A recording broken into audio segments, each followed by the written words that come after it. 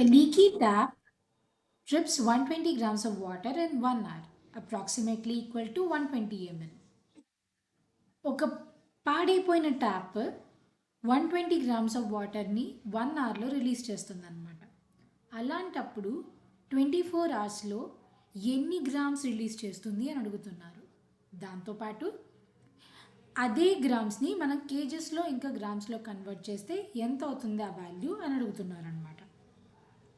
సిమిలర్గా 7 డేస్లో ఎంత రిలీజ్ చేస్తుందని కూడా అడుగుతున్నారు. ఇది ఎలా అడుగుతున్నారు?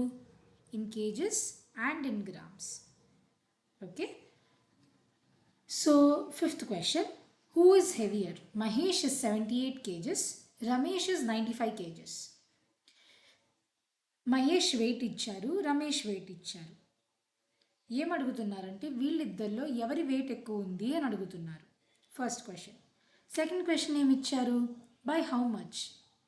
సో ఎవరు ఎక్కువ ఉన్నారో ఎంత డిఫరెన్స్ ఉంది, లేదా ఎవరు ఎంతతో ఎక్కువ ఉన్నారు, ఎన్ని కేజెస్తో ఎక్కువ ఉన్నారు అని అడుగుతున్నారు అనమాట. ఓకే, థర్డ్ క్వశ్చన్ ఏంటంటే if a small boat can carry 200 grams, sorry, if a small boat can carry 200 kgs and both sit in it, how much more weight can the boat take? అప్పుడు మనం ఏం చేయాలి? 200 kgs మనకు already ఇచ్చేసారు boat capacity.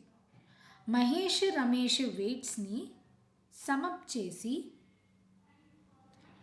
ఏం చేయాలి? ఇంకా ఎంత మిగిలి వెయిట్ ఉంటుందో అదే కదా హౌ మచ్ మోర్ అనేది, అది మీరు ఇక్కడ రాయాలన్నమాట. Okay, thank you.